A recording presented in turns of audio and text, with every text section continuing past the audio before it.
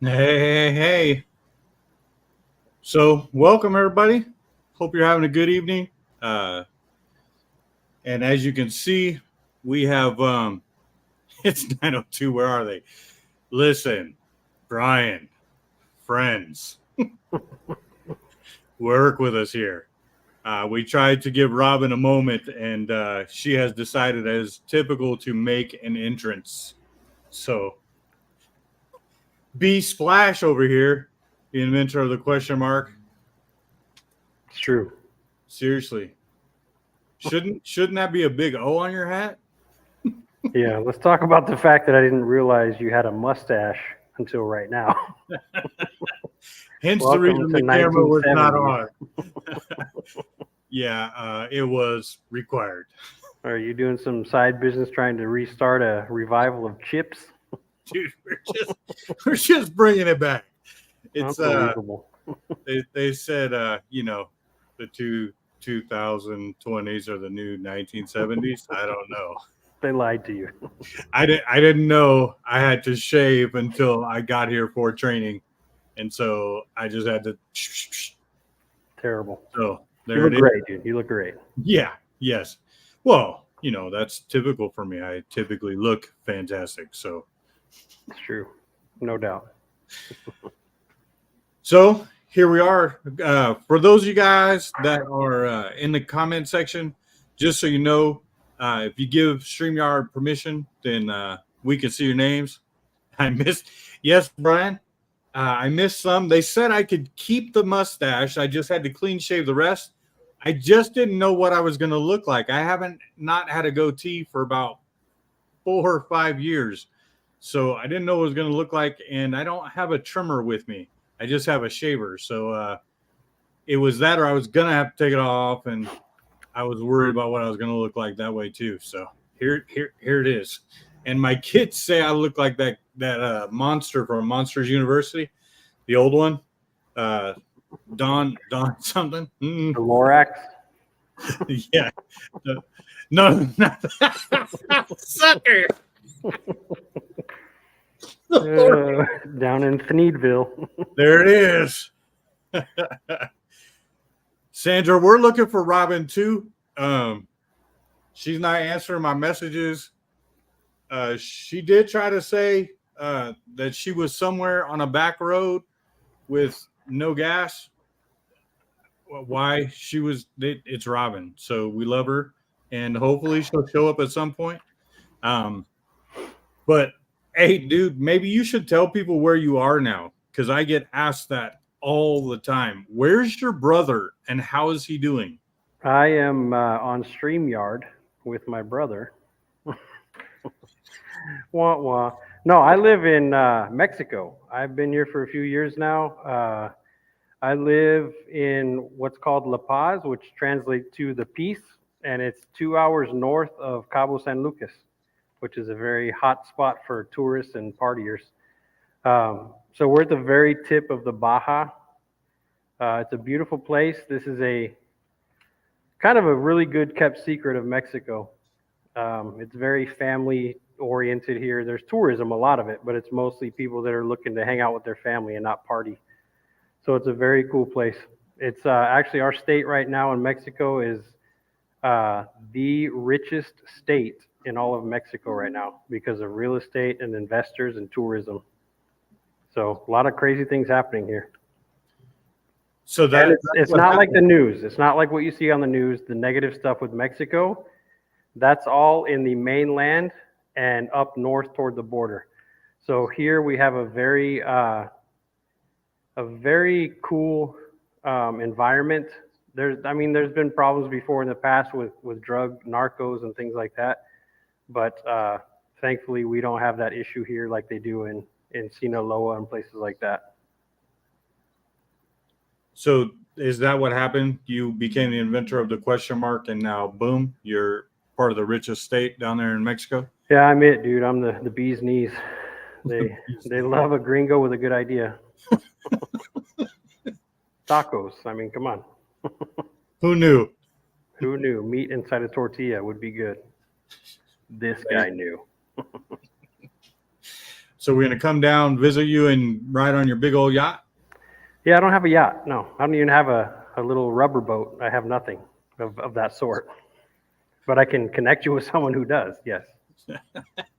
Come on, dude. I know you always dreamed of having a dinghy. That's true. I would. You and Chris Farley. Is that a fat joke? Really? This early in the broadcast? Well, you know, I go to the gym, Craig. I'm working very hard at this. Hey, Glenn, you're good. As far as accessing the StreamYard, you're good to go, man. I can see your name. Well, hello to you too, Sandra. And yes, it does sound exactly like Robin. What's up, Christian? I don't see where you're seeing all these comments at, but I'll just pretend like I on the right side of on the right side of your screen, there should be a place you can click on comments up on the top right. Okay, yeah, I found it. All right, there you go. Look at that. Oh, Sandra. Hello, Sandra. How the heck are you? It's been ages. That's for sure. So you're doing well. Now, how many kids do you have, man? Because I'm always asked that question. Like, I get asked about you all the time. So I'm sure they would rather hear from you. How many kids? How old? Yeah, I have 4 kids. I have 2 daughters and 2 sons. My wife is there now. She said, "I love you, Brandon." Hello, I love you as well. I have my oldest daughter is 17. Well, she'll be 17 in 2 months. My younger daughter is 15. And then I have 2 sons that are 11 and 9. And they have a lot of energy. It's true. And I will tell you guys just quickly, my wife made me have the operation right after my last kid. You know the operation I speak of. I need not mention its name. However, I will tell you quickly the story of that was something that has traumatized me and ruined one of my favorite songs. Because the doctor asked me if I would like music during the procedure. I was like, yeah, it's fine, man. Let's just get this over with. Just put on whatever you want. And he put on the song by Chris Isaac, "What a Wicked Game." And that has ruined that song for me. It's a very romantic song, a very beautiful song. And that is a terrible, traumatic memory for me now. So, yep, but I can't have kids now. And they ruined the song for me. So there you go. I of all the things that I thought we'd cover as we spoke this evening, that's not one of them. Oh, that was on the top of my list. That, and I was promised chocolate cake, and that has not arrived yet. Although Brian does love you more than your wife does, so. Oh, it's true. I see that there. Nice comment. Oh, the grizzly. If the walls could talk. They would not be allowed on this video, those walls. No, because there's an Arkansas trip. Yeah, we won't talk about that. You sure? I'm pretty sure there's video still. Yes. Yeah, we don't want to talk about that. Too long ago. So for those of you guys watching, I do want to let you know that Robin is here now. I'm just not letting her on screen since she was late. Well played. She's back there waving and panic trying to get our attention. She thinks I don't see her, but I am watching her panic like, I'm over here. So she has been there for about 35 seconds. But I think just to punish her, that we should make her wait just a little bit longer. So when she really does come on, everyone can celebrate her a little bit more. Well, I think punishment enough is watching you do this with that mustache. Dude. Oh, yeah, that was a show for everyone. Talk to her for a minute. Dude, what's with your mustache? What? I can't. They told me to shave for work, so Actually, that's pretty cool. I didn't have a trimmer, so I was like, well, this is what we're getting, because I had to test today, so I had to look pretty. How's my audio? How's my audio? I'm in my car. Maybe you could trim it a little. My audio? Exactly. What? My audio. Can you hear me? I don't know what's happening. Are you? Why do you do that? Turn it up. Can you turn it up? I'm gonna just turn go with it, up. Robin. Wow. Well, I know my audio. Powerful. Stop it. Stop it. What are we talking about, guys? This is so fun. Vasectomies. Oh. Yeah. It I happens. haven't had mine. No, there's that. Thanks for clearing that up. So Yeah. we just had Brennan telling everybody where he was and how he's doing. So why don't you do the same? Like tell people, because listen, all I am is information for you guys. I get asked all the time, where are your brothers and sisters? What are they doing? How are they doing? So why don't you tell people where you are, who you are, how many kids you got, where they're at, all that good stuff. All your bio. Okay. Well, first of all, I'm going to give a shout out to Ben Serple because hopefully he heard how Brandon's doing and what he's doing. Because every time I see Ben Serple or we talk, he always asks how Brandon's doing. So somebody tag Ben. Yeah, someone tag Ben. He's probably on Instagram. Also, I'd like to give a shout out to Auntie Karen McElroy. Love you. And and Sarah Beth in Florida, because she was willing to shelter my children if needed. And so shout out to Sarah. Okay, my name is Robin Ferris Biddlecombe. It's not really hyphen, not legally. I just like to have it there because in case Josh doesn't want to own the crazy, we know where it came from. I live in West Richland, Washington, which is the southern eastern part of Washington. I have found the desert of Washington. If you didn't know that Washington had a desert, we have found it. And it doesn't, so if you're thinking, oh, how do you do with all the rain there? I don't. I have, we have all 4 seasons. So I've been married, let's see, 22, it'll be 22 years in December. And Josh and I actually work at the same place. It is a national lab. And anything that I say on this podcast or whatever this thing is called, does not reflect or have the same opinion as my employer. So let's just get that right out of the way. And Anya is married and lives in Calgary, Canada. It's beautiful. Love her family, the Vanderbeens. Love my new son-in-law, Curdy. And Jack is 17. He is a senior in high school. And so then he will be graduating in June. And then he'll move to California. And he's going to go to the School of Ministry where Josh and I attended, where Anya attended. As I like to joke, we send them back to the mothership and train them up. And that's how that goes. Is that enough information? That felt like a lot of information. I don't know. They're listening. I'm not. I know where you're at. Oh, okay.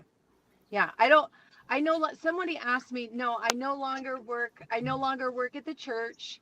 And I'm currently not attending a church at the moment. I attend the temple of the Lord in my worship room at home. And that's just kind of the season that we're in right now. Did you just say you built an idol to worship to? Wow, no, I don't know what language came out there, but that is not at all what I said. No, this is too early in the conversation for you to start doing that, Craig. Start twisting my words. My bad. You built a temple in your worship room, so I just was trying. Never mind. Christian wants to know, does Josh work at the church? No, we both work at I don't know if I'm allowed to say it. I don't know if I'm allowed to say where I work, but we work at a national laboratory. He works with assets, and then I work he works with my assets. And then Christian said, so you're both backsliding. or forward sliding, okay. Running straight to the cross. We're now on the mission field at our workplace. So Oh, Krista said her favorite video still to this day is when you were doing hunting updates with Josh. oh, if I could get Josh to do that again with me, I think videos with Josh and Robin would be epic. It's just, I gotta catch him at the right time. He's actually hunting right now, but I'm not. No updates. No. He's hunting in the dark? That's silly. Oh, probably. He's probably not. Sorry, he's not hunting right now. Thank you. He's out of town with the fellas somewhere in Washington looking for large horned creatures. Yep. A unicorn. You want to address that comment there, Brennan? Oh God. What comment? Where's the comments? I can't see any comments. I don't know how you get them on your phone, but usually when you're doing it on your laptop, up in the top right corner, there's a comment section. Ooh, I see comments. I will say the Drifter, Brian Meehan, was one of my best pieces of work, first of all. Second of all, for those that don't know about the Drifter, you're very fortunate. Yes, you are. Thirdly, I showed the Drifter at Robin's husband's bachelor party that I was in charge of throwing, and actually had some of his friends get up and walk out and not come back. They didn't understand you, Brandon. They didn't know my understand sense of humor. They didn't understand that it was many years before, and they literally got up and left. And I didn't feel a need to apologize. As you shouldn't. It was funny though. For those that don't know, the Drifter was a video that Brian and I did many, many years ago when we were probably 15 years old, and just stupid kids being stupid kids, and it was funny to us, but not to a lot of other people. Oh, sorry. I thought it was hilarious. I was worried. Yes. There were some questions.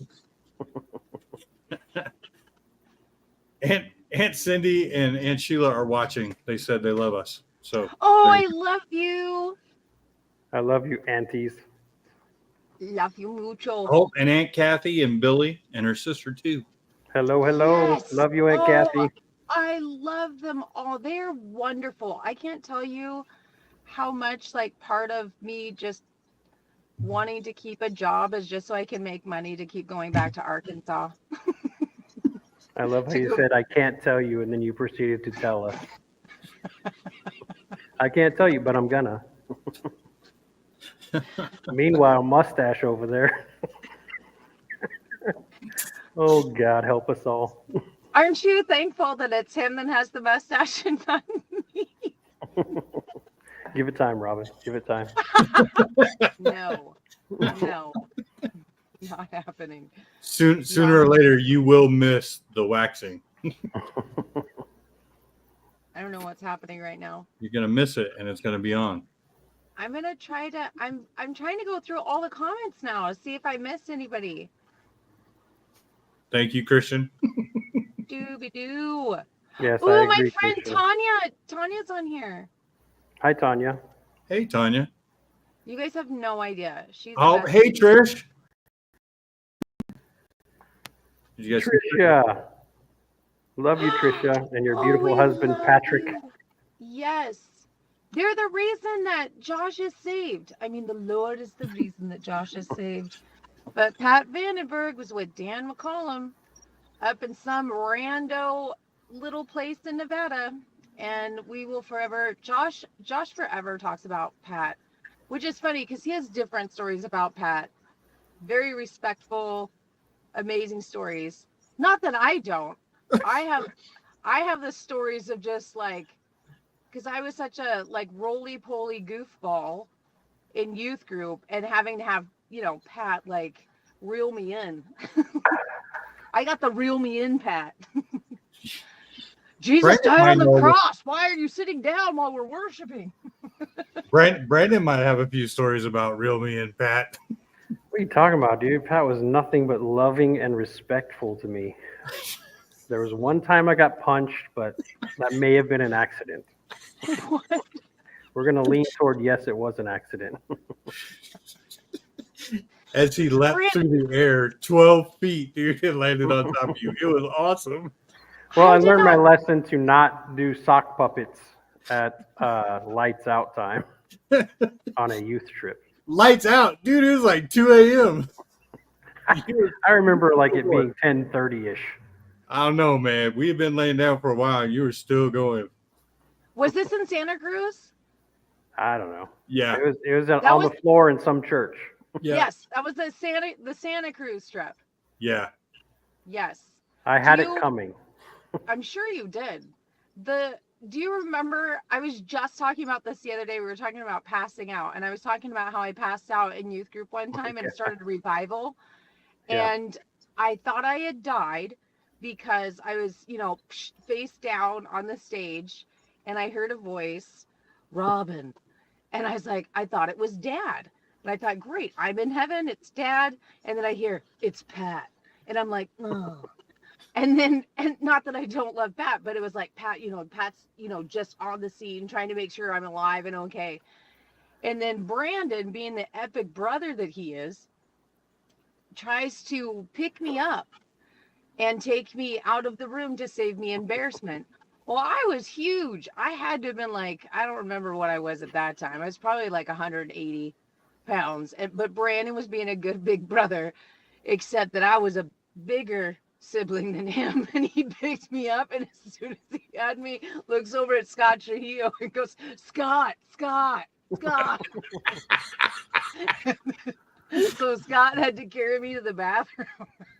Yeah, it was definitely a Will Ferrell drinking milk kind of moment. This was a bad choice. Such a bad I immediately regret this decision. It was immediate. But I got to give you props, Brandon. I mean, to get down on the ground to actually pick me up, that's the hardest part. So really, you did most of the work. Yeah. Oh, do you see Amy's on here? Amy Agard? Amy Agard. She got some stories. Oh, I love Amy. Ugh, so many fun times at the Agard home. Oh my gosh. I loved going over to their house. Every single Agard. They're amazing. I just was talking to Eric. He just got his it's an award or his retirement. I don't know. He's amazing. He copped the heck out of whatever he did. Wow. Thanks for clearing that up. That was some clever verbiage right there. Guys, it's been a long day. Yeah, but award retirement. There's a bit of a difference there. He posted it. He had an amazing plaque. And, I was like, oh my gosh, what is that? I can't see it. I can't see what the words say. And he's like, oh, he's just chill about it. He's just like, I got it from I think he said SWAT team for retiring. I was like, dude, that's so Amy's awesome. helping you. Look at the comments. Oh, Amy, thank God you're here. SWAT award. Yeah. See, I was close. Yeah. Amy Agard is the cutest. Amy, do you remember when you passed out? Amy passed out one time. I think she locked her knees when we were doing the Heaven's Gates House Flame. She was an angel. Or maybe that was Mom when she passed out. I think Amy did pass out in choir. Maybe it was when we were doing our tour thing. Or maybe it was Dana. I'm not sure. I'm sorry. My age is showing. Excuse me, ma'am, your age is showing. Are we gonna do any kind of I'm a fainter too, Amy. Are we gonna do any kind of are we gonna sing together? Are we going to prophesy? Are we going to speak in Spanish? Muy bien. No. Yeah, you've been working on that one for a long time. I have. Mi nombre es Carlos. Very good. Your It's name actually is Carlos. Yes. I've been trying really hard on Duolingo, and I can't retain the words. Like yo tengo el carro. Does that mean I need a car? You says you have the car. I have the car. like you're holding it hostage. I have the car. Yo quiero el carro. I want the car. Yes, I do. Very good.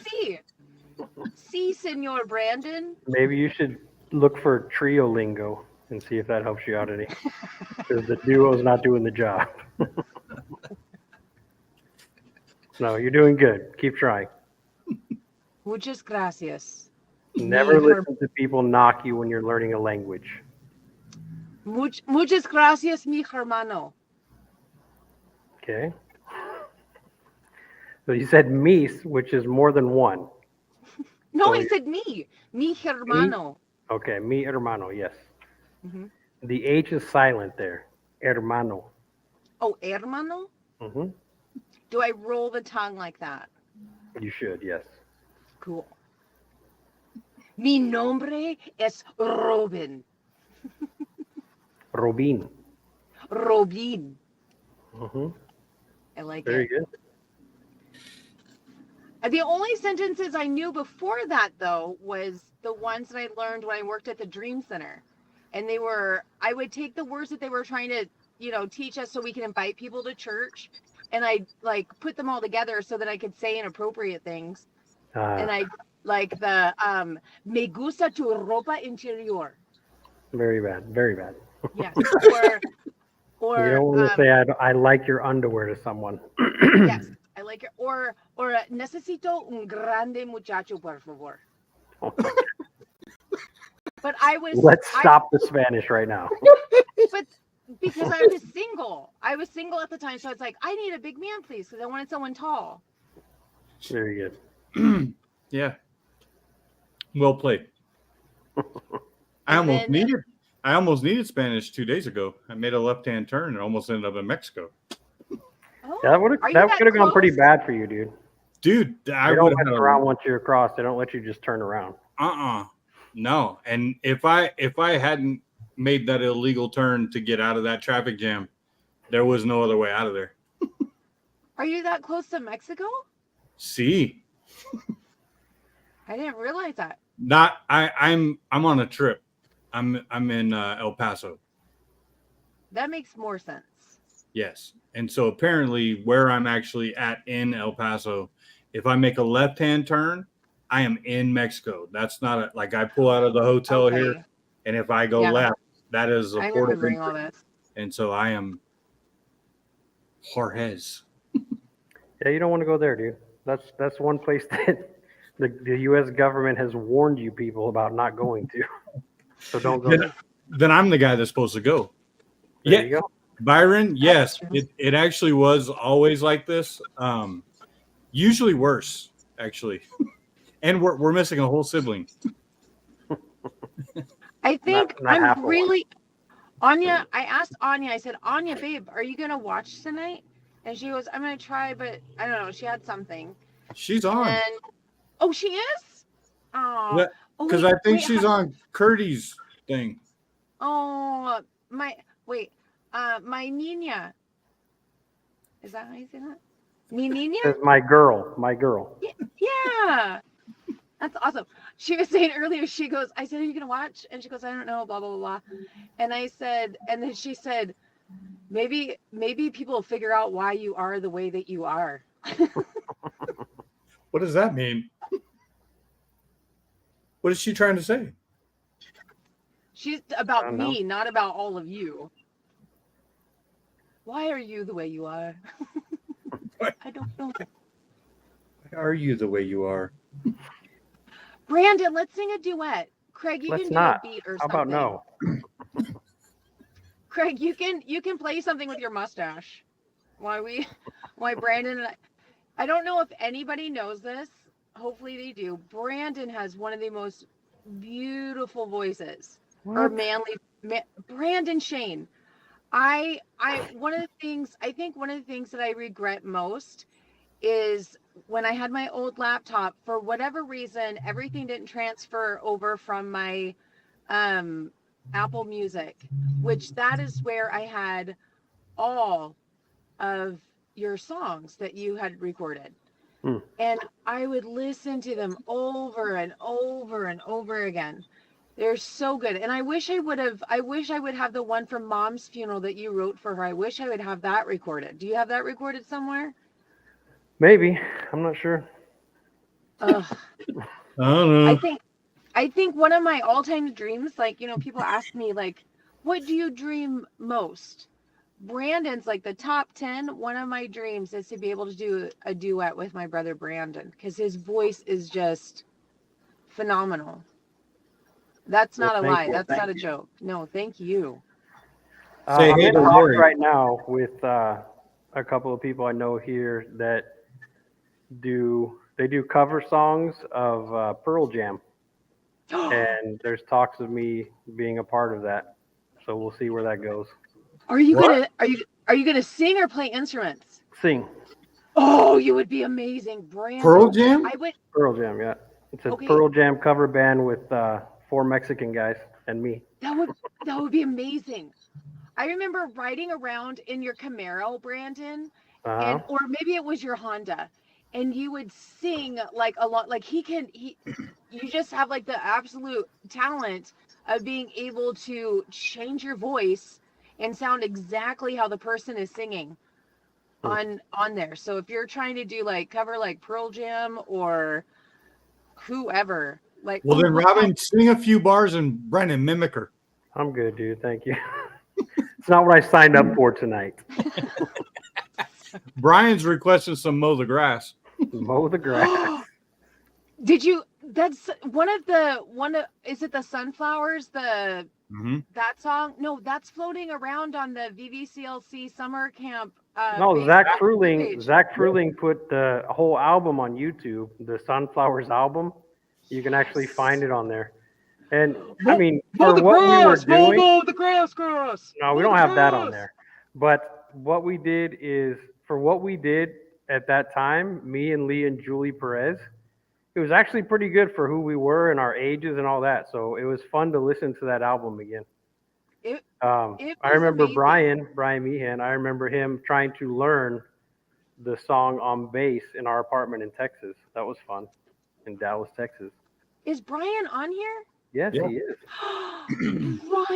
Brian Meehan, the other brother from another mother. Like, I love Brian so much. Brian is in so many stories that I try to explain to my children, like how he is related to me, and any of the stories that I tell. I'm like, he's like your uncle, but he's not. You never met him, but he's there. He's like our extra little Ferris. But yeah, the one time in Arkansas, like trying to explain. But Brian, I hope you know, Brian, that you mean so much to our family, and you were such an amazing big brother when you weren't picking on me.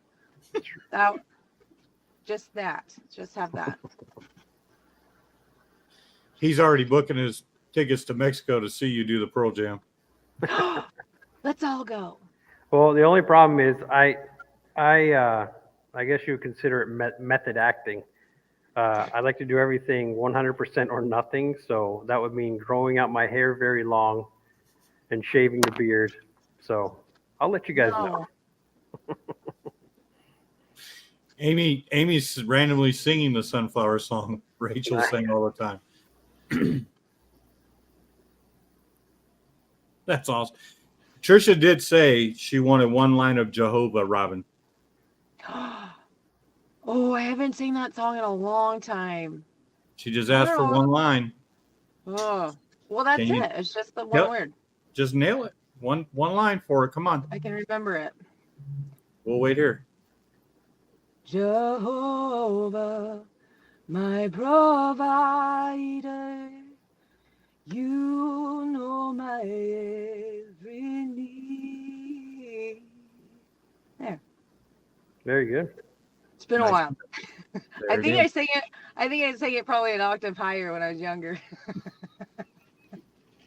That song was such a special song. I love that song. I wrote that when I was in Pensacola staying with Mary and Rudy Atala. Do you remember those guys? I do. I think about him all the time. I see him on Facebook every once in a while. I got to go there that was my graduation present, was going to Pensacola to Brownsville Revival. and I was there. Like, you guys know how I was always scared of the dark, and Mom always had to sing to me and all that crap because I was so scared. Well, I was like running to the altar every night. Like, I had such amazing encounters with the Lord when I was there at Pensacola.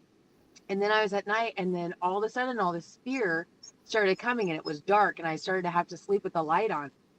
And I'm like, and I'm 18 years old, and I'm like, what the crap? And then all of a sudden, I just started worshiping, and I started singing that song, and that's where that song came from. Like, there's a part where it's like, when I stand in the darkness, you calm my feet. Da, da, da, da. At times it seems that I'm alone, but you are all I need. And then that's where it gets really big. Jehovah. I thought it was Mariah Carey, but I wasn't. But anyway, that song, the words, it was just like, it would help me get through. There was a reasoning for it. Now, did you come back after your first trip or your second trip to Pensacola singing their anthem? It was before I went to Pensacola. Was it? Yeah. I mean, that girl was good, but not that good. Mercy Seat, and her name was Charity. Yeah. Yeah, I was so excited to, because I didn't really know what Pensacola was. I had come back from, oh wait, no, that's right. Wait. Yeah, I don't know. I don't know if it was before or after. I don't know if I did know. I just knew that Pastor David asked me to sing Mercy Seat. I'd sing Mercy Seat. That was a good song. Yeah, it was. That one messed me up all the time. Are you guys watching the comments? I am, yeah. I'm trying to. It takes over my screen. The invitation from Yadira to Brian was classic. And Kim said she had that recorded on her karaoke machine. Nice. Hey, oh Lisa, my gosh, how are you and Forrest doing? Been thinking about you guys. And Lori says that's beautiful, Robin. Oh, you know what? Lori is a beautiful friend that I've never got to meet in person. Oh. And I can't wait for the day that I get to travel on over to Ohio. I think it's Ohio. Iowa. Oh, it's so close. Iowa. And yeah, get to worship and experience the presence of the Lord at her house. Like at her house. It'd be fun. She's a cool chick, I'll tell you that much. Yeah, she's like a hungry chick, but she's not like one of those, you know what I mean? She's legit. She's a real deal. Yeah, she is.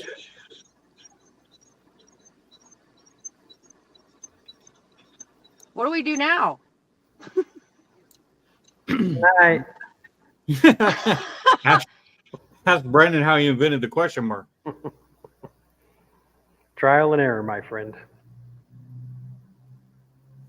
Nothing. I mean, basically, people have stopped their whole entire evening just to come jump on here and watch and see what we were going to do.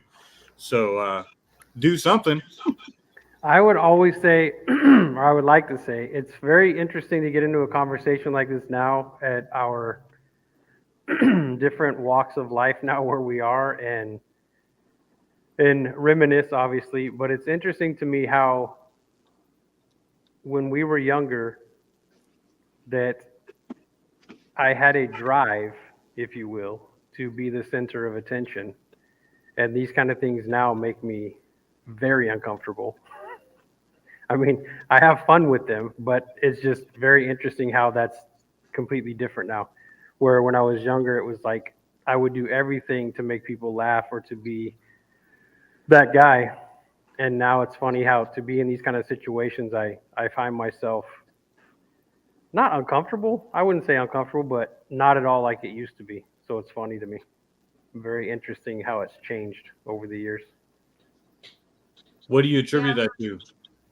I think a lot of it was just because I wanted to be the center of attention because of not wanting to deal with the realities around me. And so I tried to make everything funny when it was inappropriate or when it was uncomfortable for me. Um, but I will say, I mean, there's still parts of me that are like that I enjoy, that I think are healthy. You know, I love a good awkward silence.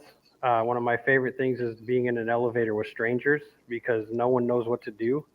And I just start laughing. I'm like, this is the best thing ever because nobody wants to talk to each other. It's like, really? We can't just say hi? Everyone just stares straight and nobody looks at each other. It's so awkward. And I love those moments. But I am a teacher now, and in my school, we have so many opportunities, and I get to have that personality of being funny and having a good time. But it's very different than when I was young. I think a lot of it now comes from a healthy place, and before it was just, uh, cry for desperation for attention. So I think that's what makes it different. It's from a healthy place now, and I don't need that like I used to. So that's why it's different. Mm. How come? How come what? How come you don't need that? Because I don't need to be validated anymore. I know who I am. I know who my wife is. I know who we are in life, and I don't need that kind of stuff anymore. I don't need validation from people to know who I am. And that was hard to get to that point Mm-hmm. because I didn't know how to do that when I was younger. Same. Same. He said it perfectly. Like there's different reasons why I have a harder time with, I don't know, gatherings. Years have been years of not going anywhere other than family, like just hanging out with family. Like I'm not in a lot of big public things at all. But I don't know if that's clear. Clear as mud, Rob. Thank you. I don't know. I think sometimes still I still look back and I just get so worried and embarrassed about how I behaved as a teenager or a kid, like after dad died, like, because we were so well mannered, like just so well put together, and not like in a super performancy way, but you just obeyed the rules and this is what we did, and mom and dad loved each other and these are the 4 kids, blah blah blah. And after dad died, it just all went to hell, and we just were scattered and just didn't know what to do. And I just needed validation all over the place. Somebody tell me I'm pretty, and I was just not. Such a mess and so obnoxious, and would just say anything for attention. And I just think of that sometimes, and just look at so many of the youth leaders or the pastors or different mama bears or papas.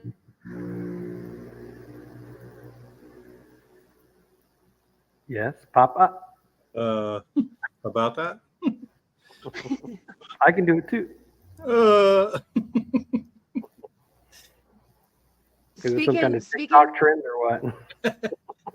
it's an AI, dude. It's totally AI. Are you there now? You want to participate?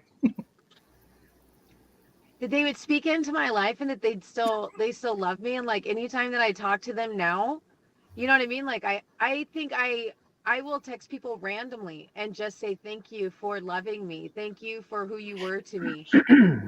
Because I'm not that kid anymore. And so sometimes I do get a little bit embarrassed or careful with what I say because I don't want to appear as if I want attention or trying to draw things to myself, because that's exhausting. That's not who I am. If I can sing on stage, whether it's for one person or 10,000 people, and they can feel the presence of God and they're drawn in, Like that's anything and everything that I've ever wanted.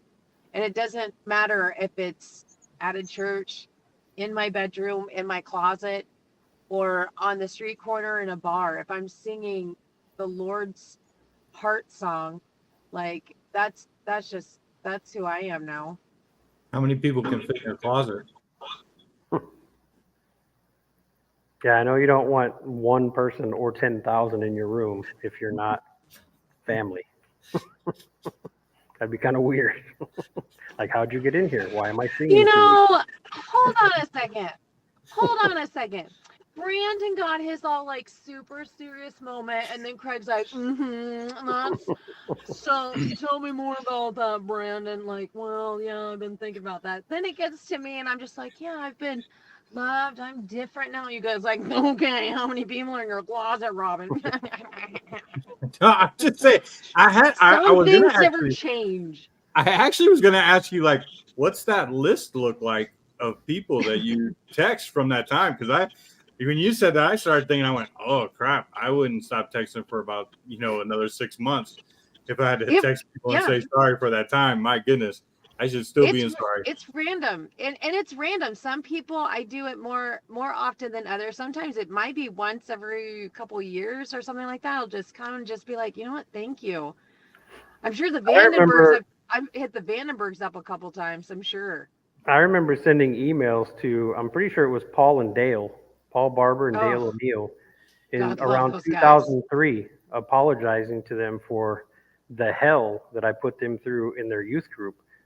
That wasn't, nobody deserved that. They were doing their best trying to help some lost, misguided kid that wouldn't shut his mouth and do what he was supposed to do. And I couldn't imagine now me being in that position, having, people in a youth group and trying to show them the correct way in life, and then have some bozo like the way I used to act. That would have been a nightmare. So I apologized to Dale and Paul, and as soon as I realized just the craziness that I was at one point. I think that's when I started making sure to reach out to, because I know I've reached out to Paul and Dano, a few people, just because when I started pastoring, I was able to reflect back, and I'm looking at kids and I'm like looking at like, oh dear God, it's me. Oh dear Jesus, help me. I'm like, that's cool, I got this. But then I've got Josh, who was also pastoring with me, and then I'm just like, no, just you go stand over there. You're lacking in grace and empathy. You just go get the scriptures. I'm gonna stand here and I'm gonna work this one out with this one. So, but Paul Barber for sure. I'll tell you what, Paul Barber, the support and love that guy gave me about worshiping and singing or anything, he was like top notch. Him and Joel Crow, like, for reals, like they, in a time that I really needed more encouragement and different changes. I could go down a list of different people that would just different season that God set different people up to just continue to encourage me. But there was that season, and Joel and Paul just really just like poured into me. Very good. What? Brian said Paul was awesome. And I will say too, the one thing that has balanced me out is because if any of you knew me and Brian, our forte, if you will, was sarcasm, and to this day still is. But what balanced me out is my wife. My wife is so full of love and kindness and always sees the best in people. That has balanced me out. Where me sarcastically, I would look at someone, her response would be the correct response. And I've learned over the years how to try and adapt some of that. Still got a long way to go because, I am me. But it has balanced a lot of that out, and realized there's a time to be sarcastic and be funny, but there's a time also to see the good in people, especially when someone else doesn't. So I've learned a lot by watching her, and others too, like my brother.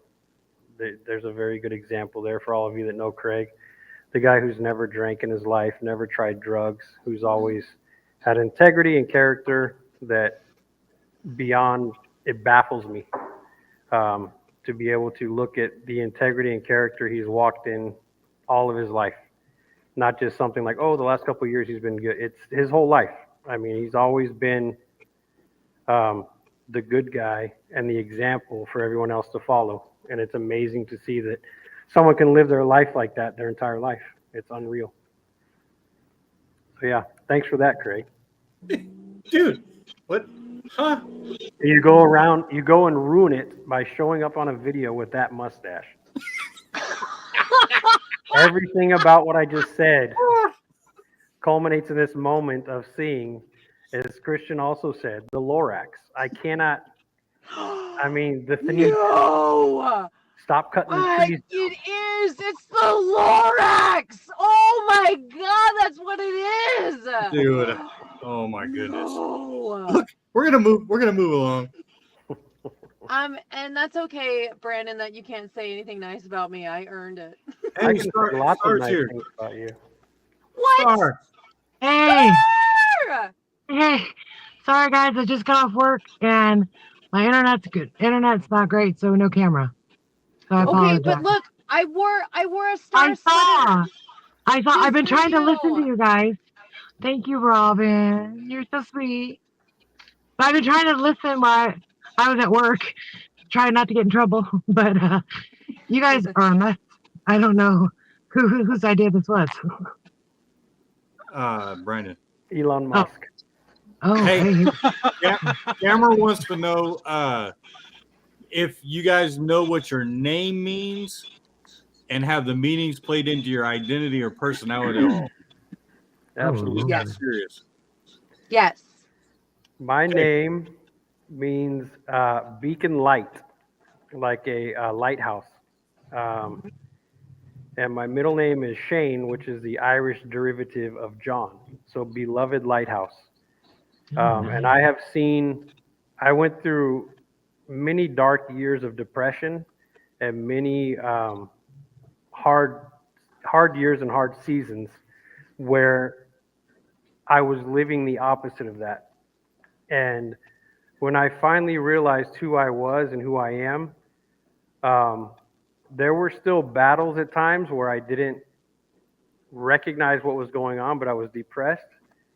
And I had things that were happening that were very dark in my spirit and my mind. And I was like, I started an experiment, which was my identity says that I'm supposed to shine brightly.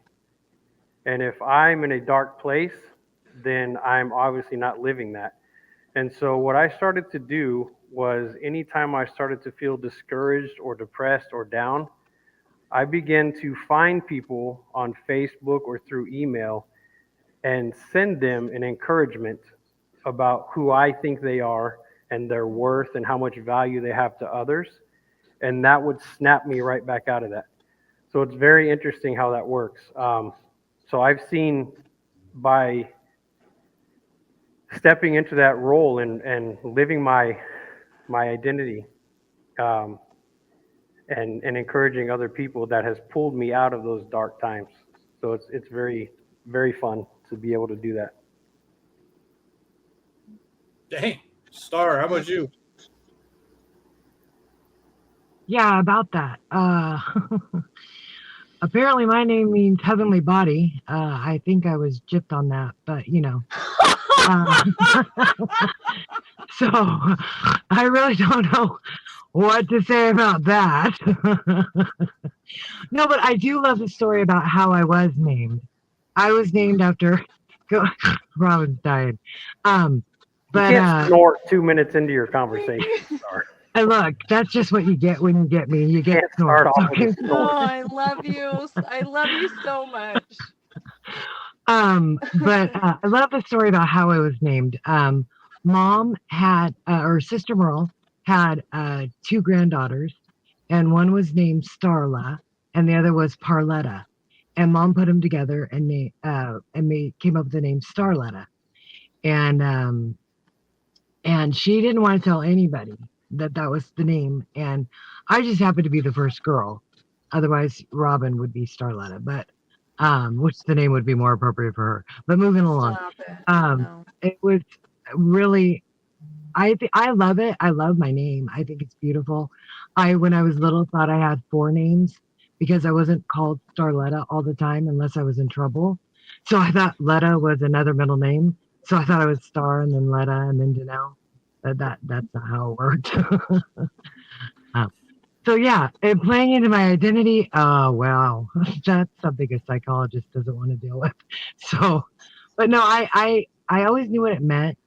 Um, but I just love that it was unique, and I always felt unique, whether that was good or bad, depending on the season or years.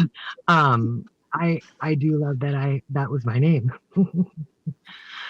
So yeah, that's all I got Well, to say. let me just tag on that for a second, Star, because I tell your story to all of my students here about Oh, how it's very rare to know someone personally, but to actually hear the story of someone who decides in high school that I'm going to go to a third world communist country Come on, and Brian. love on orphans that have no parents. That's right. That at the time it sounded ludicrous, like, oh my God, she's nuts. But looking back and seeing the resolve in you and seeing the commitment and the ability to be able to say, I'm going to love someone who no one else loves is you're one of my heroes, honestly. I don't say that lightly. I don't It's use that true. word often, but I'm telling you the depth and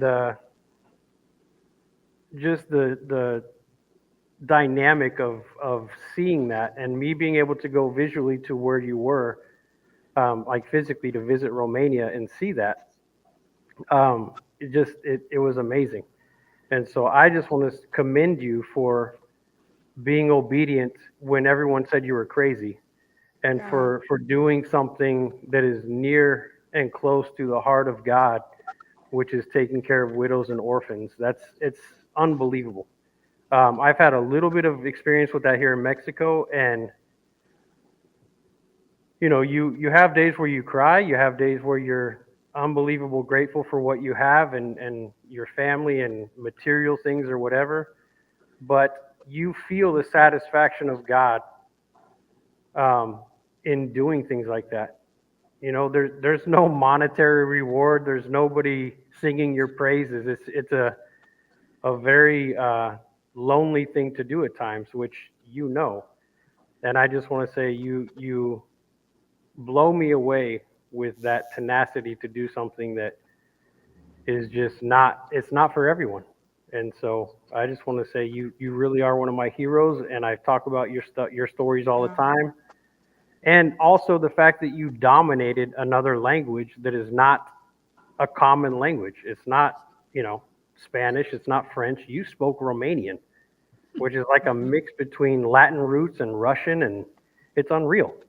And you dominated it. So kudos to you. Yeah, not everyone can speak 2 languages. oh, yeah, I heard your attempt at Spanish earlier, Robin. I'm super Stop. proud.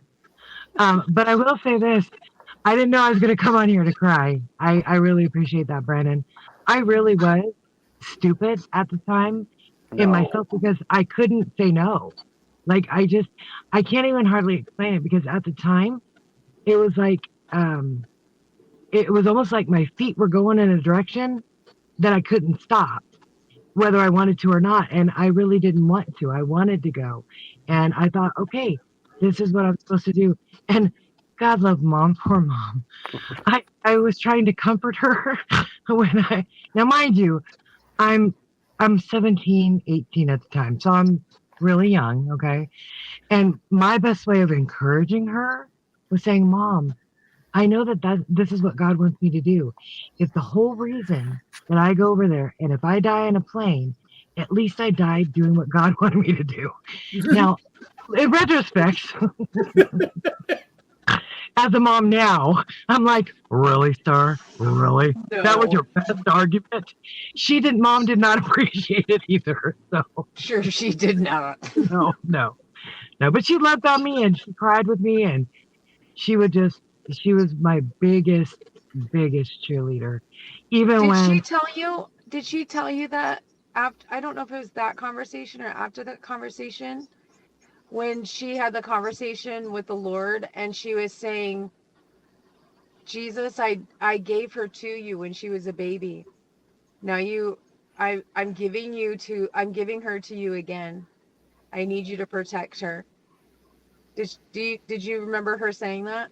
I don't. I remember her I mean, telling me that. And I remember her weeping because it was like it was one of those things where it's like, you think about in the Bible where like they dedicate their children, like they took the children to the temple, yeah. like they would go get raised and whatever, and it was like such a sacrifice, but you're doing something because you're doing it unto the Lord. And it was like you could see that like visually and tangibly, like when she's saying it, it was like another defining moment of releasing and saying, I trust you, God. And so I thought, I don't know, I thought I have kudos to no mom. idea. I have I no will idea tell you what to do. too. I went to visit there in Romania. This was 1999, I think, 90. 98 or 99, and it was still before I was actually saved, and I was um, in a dark place. And I went to Romania, and this is like 3 years after they killed Ceausescu and communism fell. So these people are now living in democracy and in a new sense of freedom. But it was so depressing. It was one of the most depressing atmospheres I've ever been in my life. It was all I could do to leave the hotel room. I just stayed in the hotel room and drank myself into a stupor because it was so overwhelming, the oppression and the depression of people who were free but didn't realize it. They didn't know what to do with it. Like, okay, now you're free. The communism is gone, but they went about life as if it were still the same. It was just dark. It was very dark. And so to think about actually living there full time, again, it's another testimony of Star's resolve and the ability to be called somewhere and to obey it and to see God's grace take you there. Very, very cool. I will say that that was more about who God is, because even though it was a depressing place and there were times when it was miserable, and thankfully those were few and far between for me. It was God's protection over me that kept me from being dragged into that. I do have a funny story though about that. You guys know I smile all the time. I smile at people I don't know. I just have a tendency to smile all the time. And in Romania, Brandon can attest to this, at that time specifically, nobody smiled. Like, you would walk down the street and smile at somebody and they would look at you like you had three heads. It was just weird. Well, one day somebody came up to me and said, "Hey, did you just get released from Hospital 6?" Because they have numbers for their hospitals. And I was like, "No, I haven't been to the hospital." And then later on, I found somebody who was one of my helpers with the English, in the Romanian, because at the time I didn't really speak Romanian. And I was like, "Hey, what is Hospital 6?" They said, "It's the mental institution. They think you're crazy because you smile all the time." Terrible. Yeah. So just smiling, it just changed people. They're like, "What is wrong with this girl?" But yeah. That's awesome. Yeah. So it goes back to me being unique. Hey, Star, do you have the comments on yours too? I'm seeing them. Yes. Okay. So real quick, hey Ella, how you doing? It's good to see you. Yachty, dude, did you see that? No. She put in the goal of that you said, that goal of giving a word to a person every day, and that people started replying to you with amazing testimonies, and then saying that they needed to hear it. Dude, that's awesome. Yeah, it costs us nothing to encourage someone else. That's very true. So Robin, throw out your name. We'll reel it back in so we can finish you off. We don't know what your name means, if it affects you. Oh, nice Pepsi. We'll finish you off. Yeah. Throw out your name. We'll finish you Finish, off. finish I'm him. like, Listen, I don't even know how to respond to this. Brandon went on and on and on and on about Craig. Then he went on and on and on and on and on about Star. And then we say, you want to get to Robin, and then, we'll cut you off. No, this is what we need to do. We need to let you describe the beauty of your name in such a way that Brandon is then inspired yet again to release the greatness of Robin. Don't make it weird now. I was just being funny. So we have to be serious, like we have to tell a story about. No, you don't have to do anything. Tamara just asked, do you know the meaning of your name, and has it affected your life, your personality, the whole thing? I think it was really cool, like when I learned about how they named how mothers name their children in the Bible. Like that was like literally their identity. And so I was digging through a bunch of stuff a while back, and I mean a while back, I mean years back. And I found, that's what it was. I still have Mom's purse in my closet, which, oh gosh, I'm going to cry.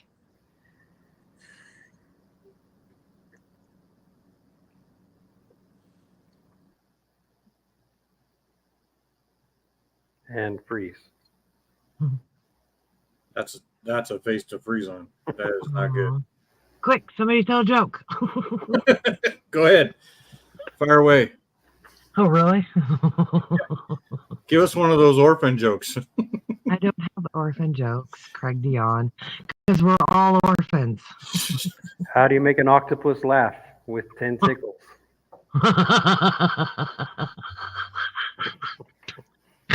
Brandon, what in the world? Well played, sir. Poor Robin's still frozen. God love her heart. Oh, She's over there crying all by herself. I know. Well, Poor I mean, she's got Mom's purse, but it's rough over there. Make her cry. Oh, we lost her. Yeah, we did. Oh, man. Oh, man. Thankfully, that never happened in real life. We never really lost her. Wait, who did get lost in real life?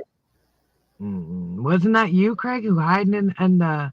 You used to run from Mom at the church down in San Pablo, and she was pregnant with Brandon, and she would lead song service, and you would crawl underneath the benches on stage, and because she was pregnant with Brandon, she couldn't get to you, and you would hide from her and wouldn't come out. How do you not know that story? Apparently she was pregnant with Brandon, which means I was about 18 months old. I wouldn't even thought of yet. How do I know it? I don't know. I remember being lost once by my older brother, who was forced to take me to Wildcat Canyon with his two best friends. And they decided it would be funny to leave me behind. Oh, no. At 8 or 9 years old, in the middle of a place I had no idea where I was. Ha ha ha ha. That's not nice. Lorax strikes again. Yeah. I'll send you an email and tell you how sorry I am. Oh. Robin, you're back. Can you hear us? Can we hear you? Did you stop crying yet? Oh, Brandon. Are you going to cry? Hello? Can you hear us? There you go. Sorry. So tell your story, please, about the She didn't want to mess up her makeup. She just cut it on purpose. I could not believe. I feel like the Lord saved me because I do such an ugly cry. Oh. Maybe you need to take your video away from the Blair Witch Project zone you're in. If she knew what the picture was that she was frozen on, she'd be so upset right now. Poor baby. Oh. And Tamara said Robin got left at the house one time. Oh, yeah, when she was a baby. We had, do you know that story? No, that's okay. Oh, sorry. Wait. Oh, you're back now. I'm on. Am I frozen? Not No. now. Okay. So, like I was saying,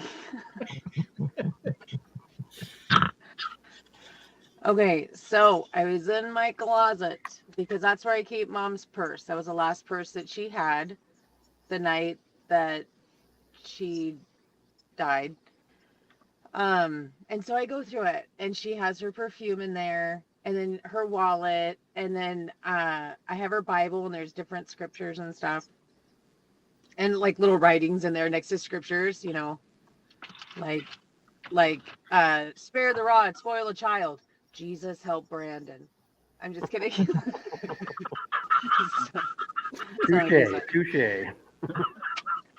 I heard no, that one. So anyway, in her wallet was my name, was the little name thing that said Robin, shining fame.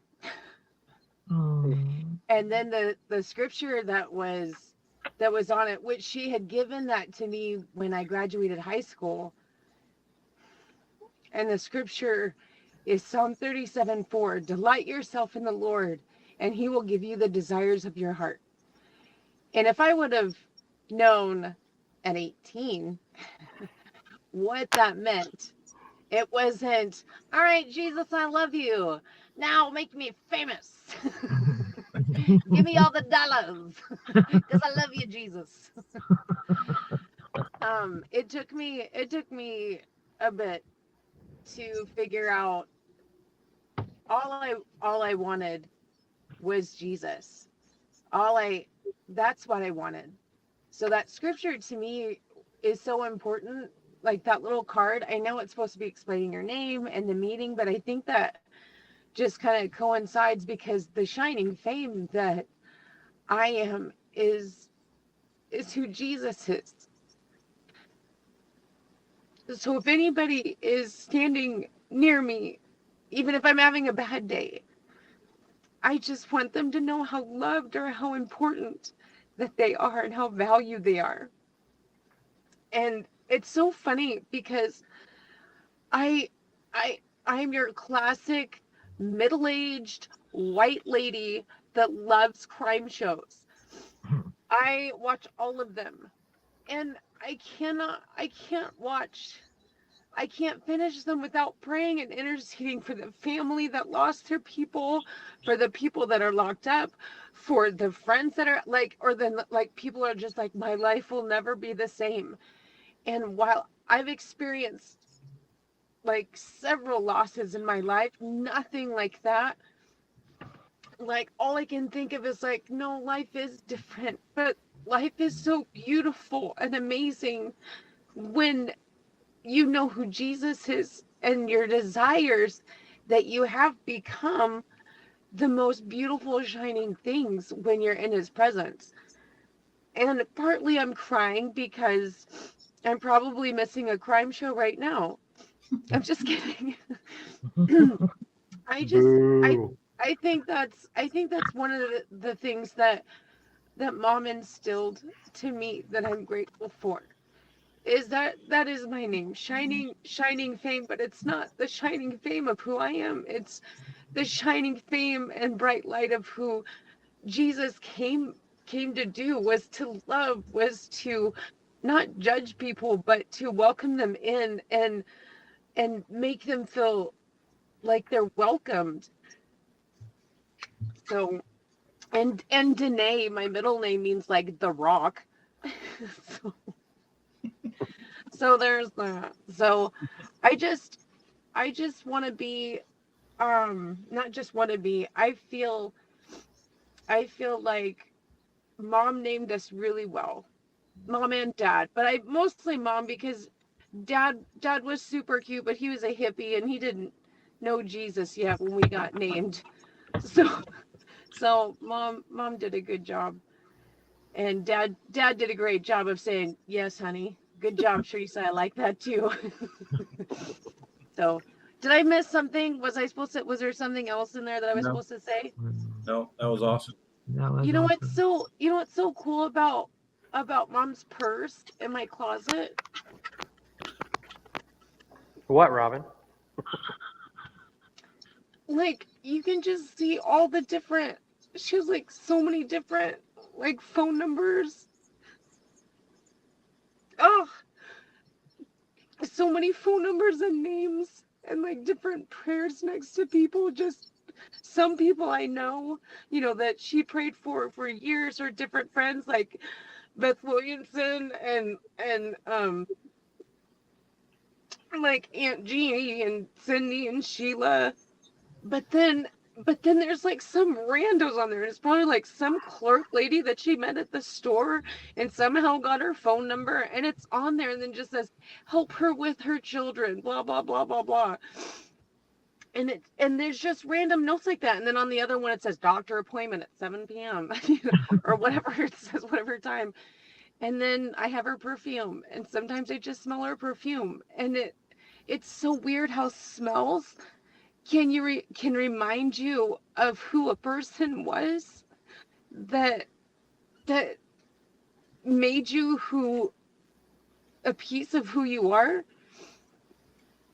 Clearly I needed counseling because tomorrow is Mom's death anniversary, and this is such good timing, because I don't know how people don't love their siblings or don't have siblings that they can lean on, because there's nothing in the world that I wouldn't do for any one of you. And that is because our parents raised us, as long as Dad could and as long as Mom could, to have each other's back, but to love Jesus first. Yeah, it I took me a will while say, to get Robin. there, Robin. Oh.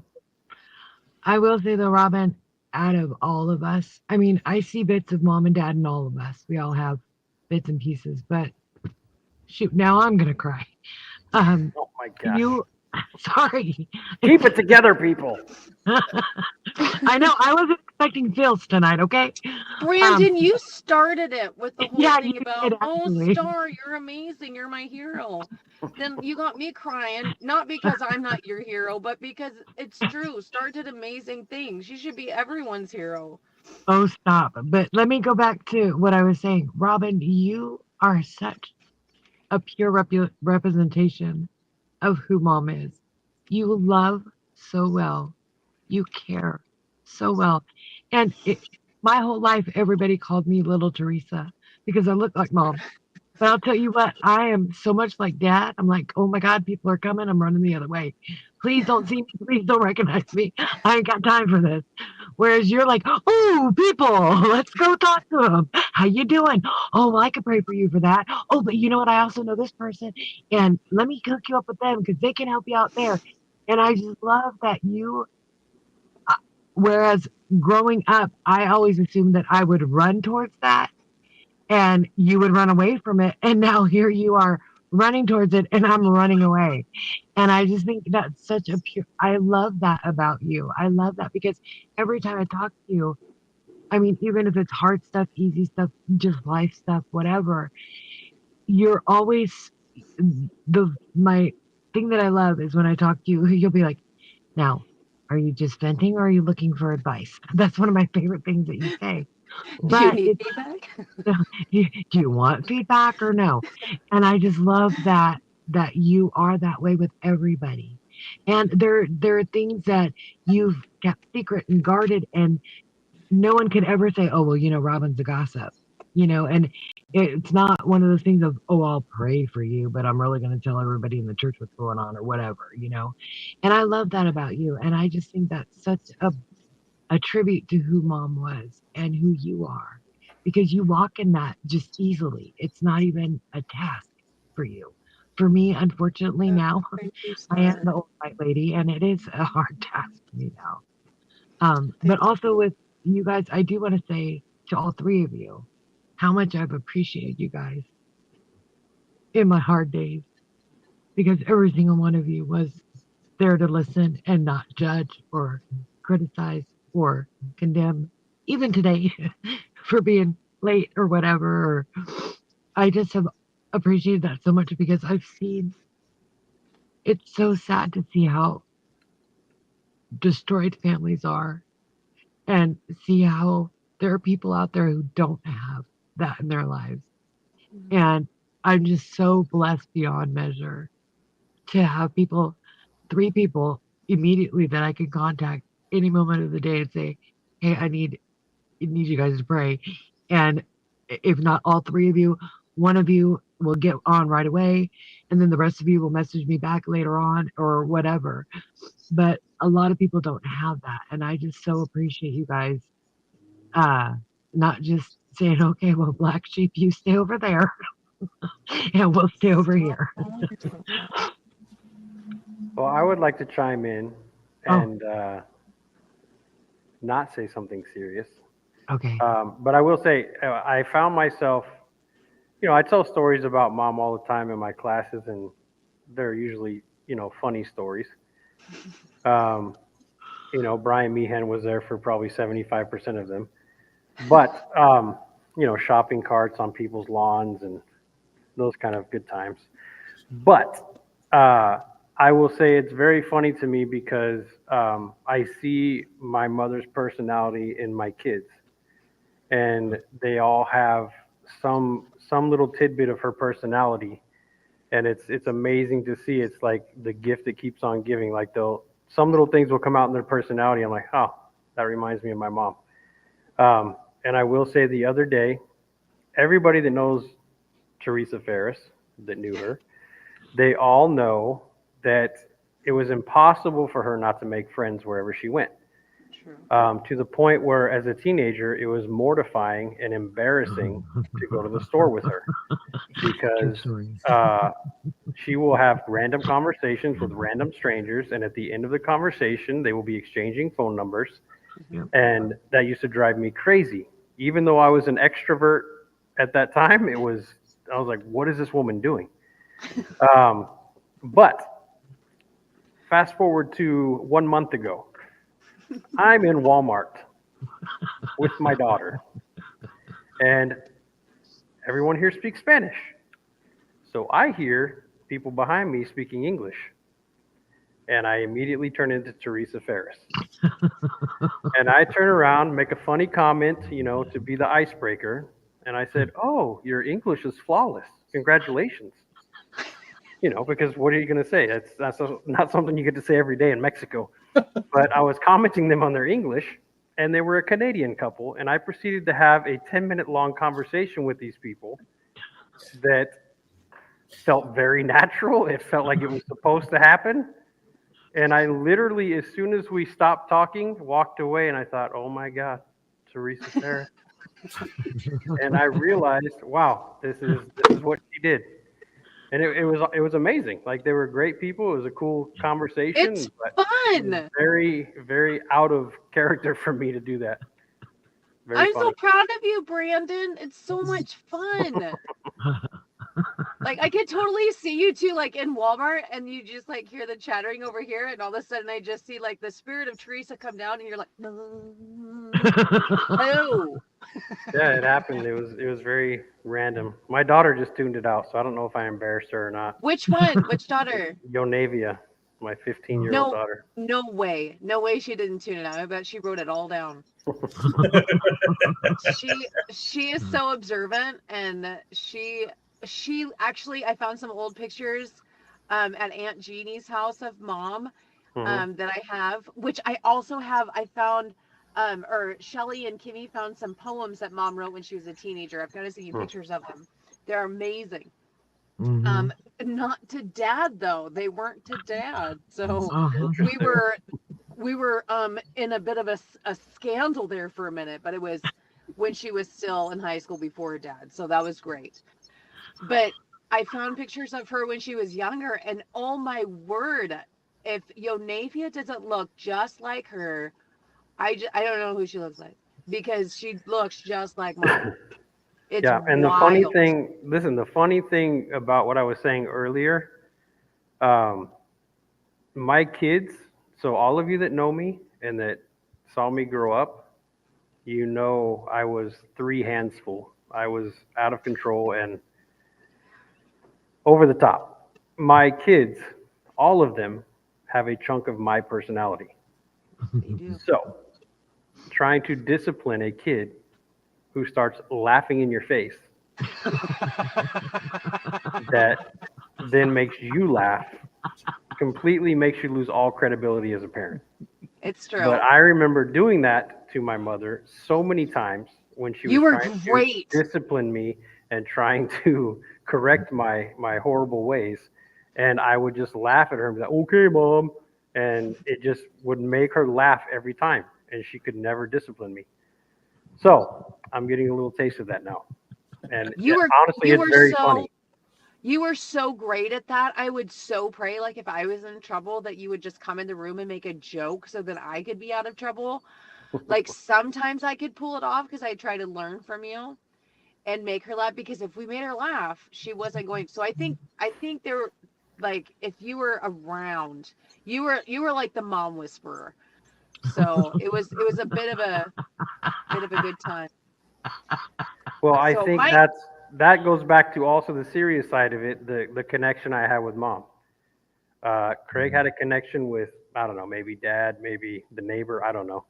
But my connection was with mom because I was a mama's boy, because there's lots of stories there behind that one.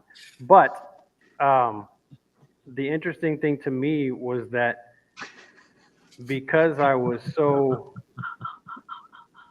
well, I'll just say this, that the stories that mom told me when I was older, when I became an adult, were fascinating to me about how, I don't know how many people know this story, but the doctors assumed that I would be born with Down syndrome. And so they tried to tell my mother to have an abortion. And my mother went home and called her pastor to come over to the house. And they both got on their knees and prayed and prayed and prayed. And so I think that was part of the reason that there was such a strong bond between her and I, is that she fought for my life. And she prayed, and she knew that there was a destiny for me. And I don't know, it just, being able to appreciate that at some point in my life when I was older and I wasn't the crazy rowdy person that I had been for many years, that was a very powerful gift to be able to have a mother like that. She was a character, man. She had funny moments. She was serious at times, but yeah, we had a nice bond. Yes, Christian, I agree. She would say she's touched, or he's touched. She would. Hey, is there a story like that for Star Robin? Was there anything, do you guys remember, whether while mom was pregnant or after you were born, whether there was anything said about you? I'm being serious, not making a joke, but not being right. I'm curious. About what? About they thought you were going to have Down syndrome. Oh. When I first tested for kindergarten, they said I was retarded. Well, you can't say that word. Handicap? Hold on. What? You can say that word if you want. Oh. Especially if it was said about you. That's what they said about me. We left the school from the testing, and she went straight to Sister Merle again, and they prayed over me. They prayed over me, and then that's why they started the school, or at least one of the reasons they started the school at the church. And then I never tested as a problem again. I'm actually fairly smart. Well, someone should have tested me, I'll tell you that. So I just think that's interesting that the two of us, that there was an issue like that. I was just curious, was there anything Mine was I know that I was conceived in a bathtub. Whoa. That's in the other room. Whoa. That's not I was a surprise. They thought I was going to be a boy and I was a girl. But then I had that I was hot. I don't know how long I was in the hospital, but I struggled with that croup, or I couldn't breathe, and they put me in that tent. That was me. No, that was me. We No, I both then we both had it. Start. No, you uh, had scarlet fever. I did no, I did have scarlet fever, but I was Listen, also sick. listen. Yeah, Listen, that's fine. That's fine that you had it too. That's I didn't okay. know about But you. I didn't know about you, yes, baby I girl. know. Yeah, well, Sorry. let me educate you because I Oh, remember fine. that stupid like it was like the Garfield like nightgown. I don't remember what was on it. You were older And than then I was. they put me in the tent in the hospital like you're in the bed, and then it has Yeah.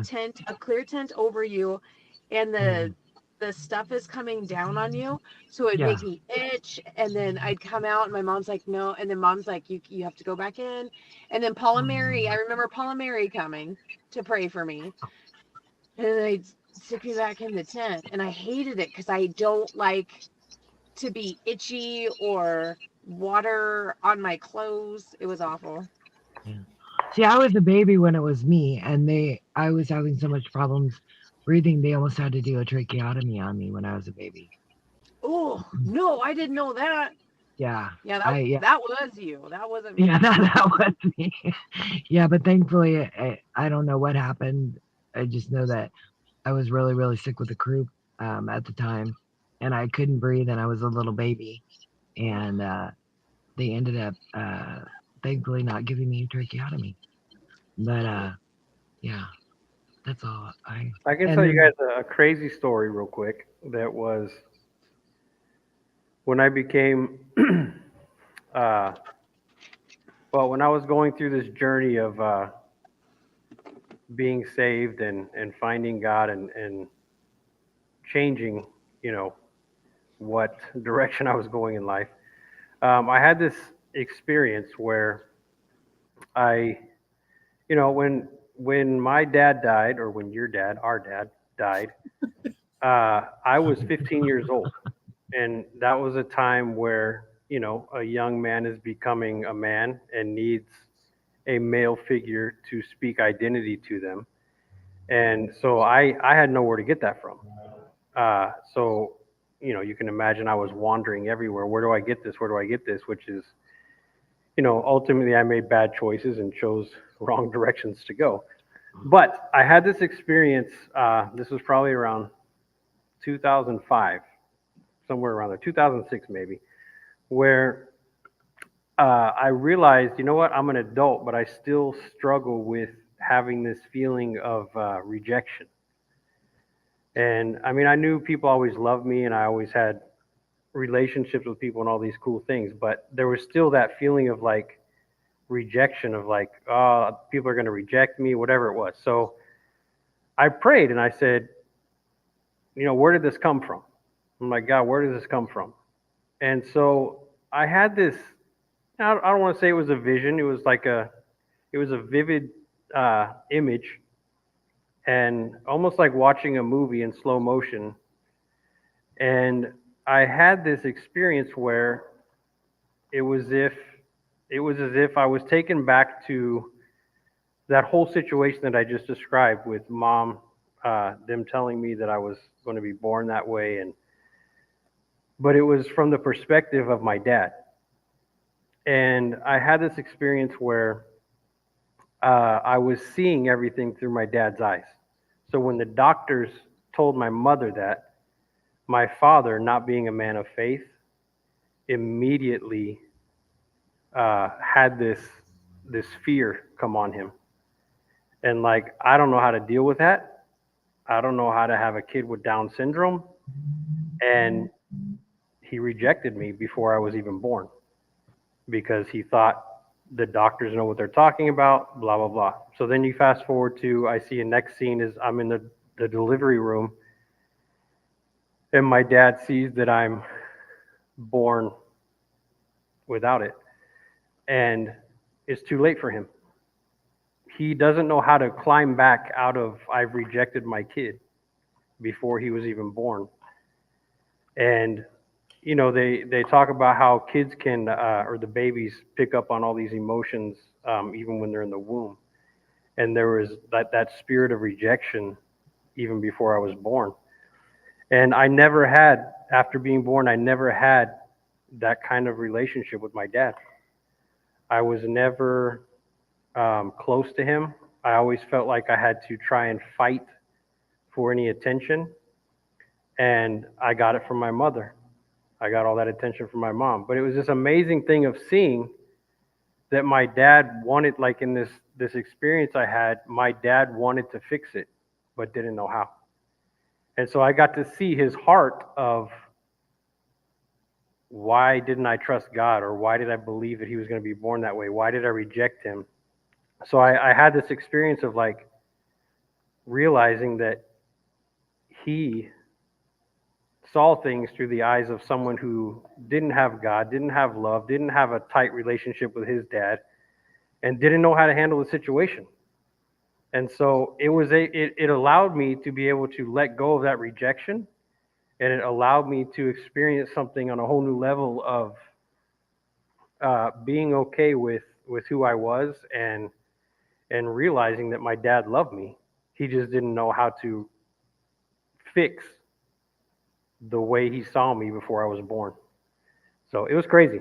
The whole experience was just a weird experience, but it was also very freeing for me because I was able to step out of that and no longer feel that rejection. Yeah, it was a weird experience. I don't know how to explain it other than that, and that's why I was driven to be a mama's boy. So do with that what you will. I don't know what to do with it other than that's amazing. I don't. Star?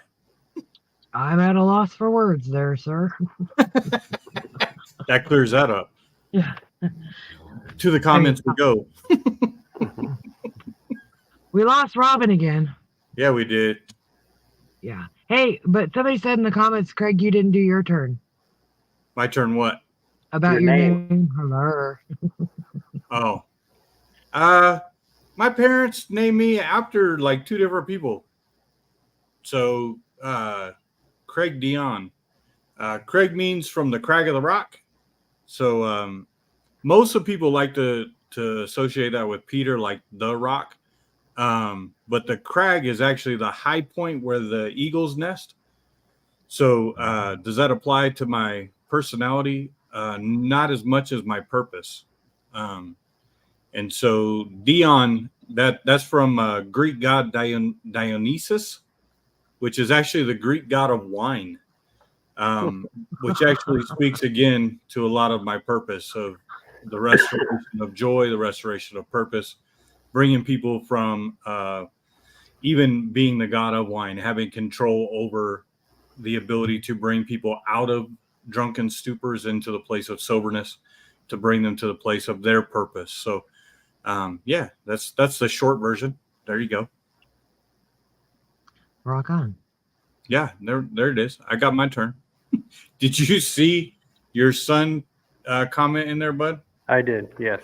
My grandpa was a hippie. I don't know if I'd call Dad a hippie. I mean, he looked like one, but wouldn't call him a hippie. No, he was, but he's the one the kind of hippie that went to Vietnam. Yeah, we're thinking of those, right?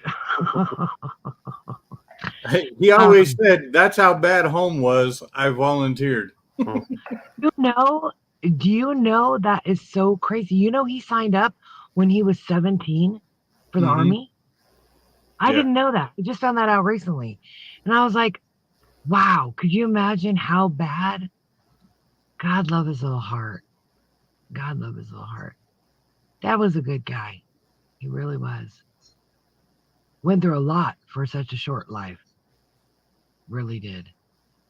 Hey, but I was gonna go back to the story about, I think it was Bethany who mentioned that Robin got left at home.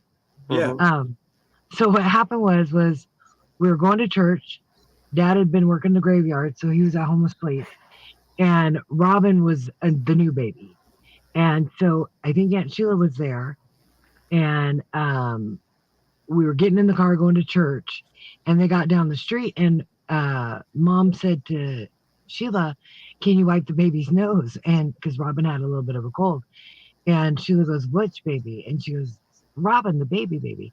And she goes, "Oh, she's not there."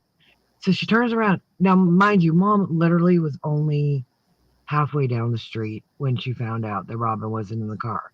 But she ran back home, and there was Robin in the car seat sitting on the couch. Not a worry in the world, not a harm or anything. But you would think that mom had, just totally neglected her baby and was, in danger of being taken away by something because she had abandoned her baby. I was like, Mom, but Dad was there asleep. And she goes, yeah, but he was asleep. I was like, oh, Lord. So that was the story about Robin getting left at home. So, Bye, Robin. poor Robin. Trisha's taking off. She's got to go. Bye, Trisha. We love you. Hi, Trisha, We love you, Trish. Love you, Pat. Love you, Yes, Pat. Pat. We love you. And Even Paul. even and after Gold. punching me in the arm, the hardest I've ever been punched in my life. Still love you, Pat. I deserved it. It was hilarious. It was absolutely hilarious. Oh, man. Brian Meehan, do you remember playing arms with Paul Sanchez? Oh, dude. Brian's arm was destroyed after that. Purple, dude. Purple. Do you guys remember bringing Brandon? It was Brandon and Brian. Remember bringing the grocery cart in Mom's kitchen? And Yeah, Mom that's what I was almost had a talking heart about attack? earlier. We went shopping and we brought the shopping cart back in the Chevy Astro van and brought it up on the porch and put it in the kitchen. And Mom was super ticked off about it. And She was back. we took it. She said, "Take it back to the store." And so we went to Paul Barber's house and put it on his porch and left. So terrible. Sorry about that, Paul. If you ever hear this, Poor Paul. I love you Paul. may know that we did that. I don't know. Oh, Who man. else was going to do it? Huh? Yeah. Who else was going to just randomly put a grocery cart on Paul? I don't know. At that time, we had toilet papering wars. Remember that? Yes. With Oh, Janine Solak, Dora Solak's house, Kim Pilaire. Remember Yeah. Andrea Hawes' house in Fairfield, where we went and borrowed some traffic cones and directed traffic. This is being broadcasted. We I don't know directed what traffic you into the cul-de-sac of Andrea's house, and we put the scarecrow up against the front door. Oh my God, Hey. that wasn't us, Andrea. It wasn't us. We Other heard guy. about it though. It was a good story to keep telling. Did you guys tell the story about how you ran Brandon over with the car? Wow. Wow. Too soon? That's where we're gonna go. As if I haven't taken enough abuse over He the didn't month. run me over. I was the idiot that opened the door before it stopped. Yeah, the car stopped on you, which therefore inherently he ran over you. No, we had like 14 people in that station wagon. And as soon as I opened the door, I was sitting, I think, on Amy Doran's lap. Oh, And Lord. as soon as I opened the door, I fell out. And as soon as I fell out, the tire caught my foot. It's not Craig's fault that he put it in park on top of my foot and then put it in reverse and left tire marks on my LA Gear high tops. Not his fault at all. This sounds a lot like that last story you told. I have no idea where that came from. Brian said, "Whatever happened to Andrea?" Dude, I don't know. The last I remember, she stopped going to youth group. And I think it was her. She was friends with Julie Perez. Mm-hmm. And they went together to high school. And then Julie. I think she moved away. She moved to, her dad lived in close to the Concord area. And I think she went to live with him. And then I never heard anything after that. Heck, I don't even remember her last name. Haws. Haws. Andrea, if you're out there, we miss you. Yes, Andrea. Hello. Hope you're doing well. Oh, my goodness. Well, I guess Robin's not going to make it back. I'm not keeping her in penalty box. She just has not come back on. I'm hoping she's okay. She's looking through Mom's purse again. Oh, stop it. Stop it. That is not right.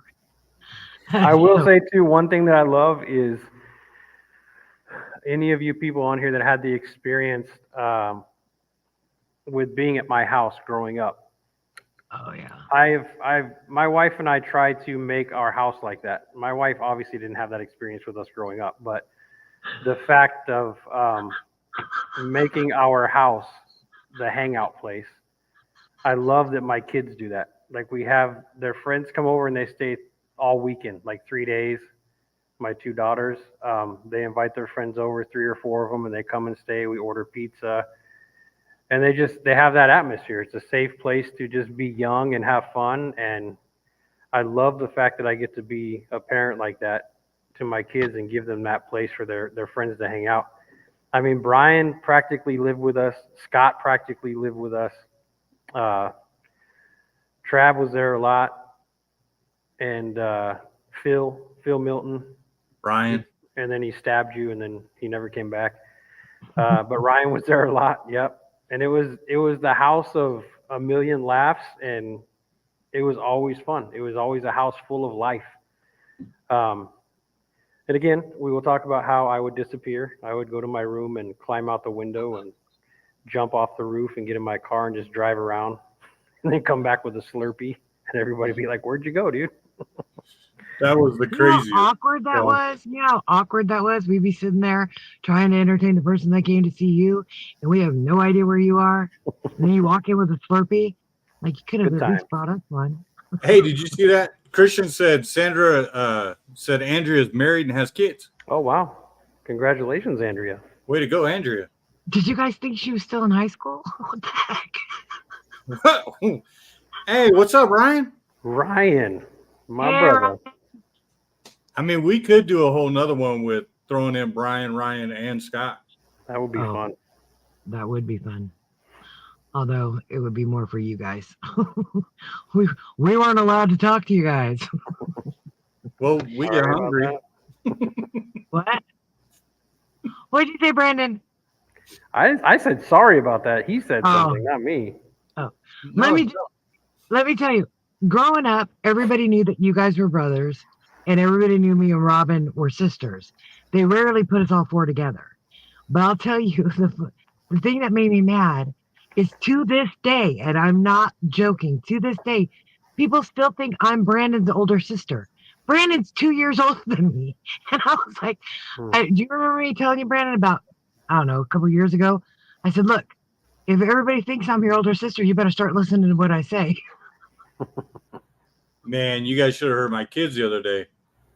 They were talking about how old you guys were, and they're like, Uncle Brandon is like 44, maybe 45, I think.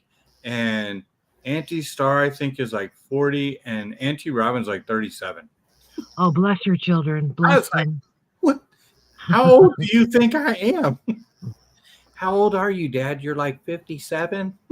Well, you are Lorax old that you think you can pull that off. That's how old you are, Craig. That you looked in the mirror and said, that's about right. Dude, my kids were so excited about how much crap I was going to give from you guys about this. That's why I left the camera off before we started. Classic, dude. Wait, did you see what Ryan said? He said he never would bring us a Slurpee. Still a little bitter. Yeah, Sorry still a little that, bitter. I still think you owe a few, for reals. Wait, yeah. What about one of my all-time favorite memories, guys, is going behind the church and playing basketball till 2:00 in the morning and just running 5-on-5 for hours and hours. And then after all that amazing exercise, going to 7-Eleven and getting nachos and Slurpees. And what a time that was to be alive. That's when you learn the hard lessons about never eat a hot dog at 7-Eleven at 2 a.m. Yeah. But how fun was that, man? It was fun for you guys, and then you guys would come over after you guys had been sweating all that time, and every single one of you would take your shoes off.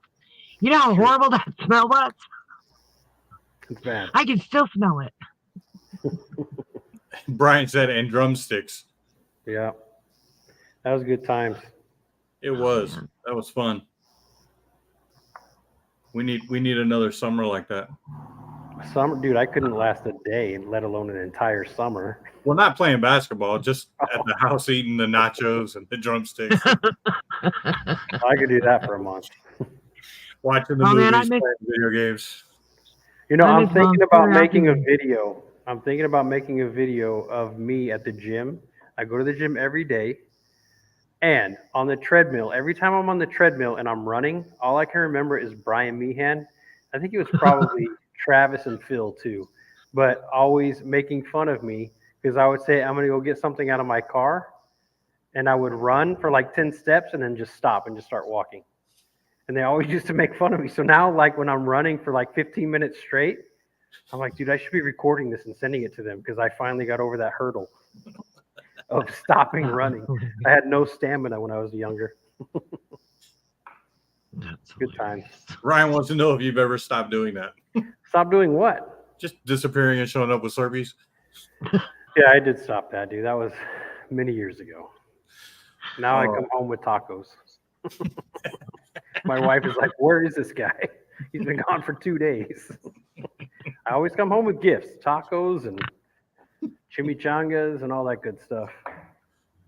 Oh. Well, we've been going for a while. Yeah.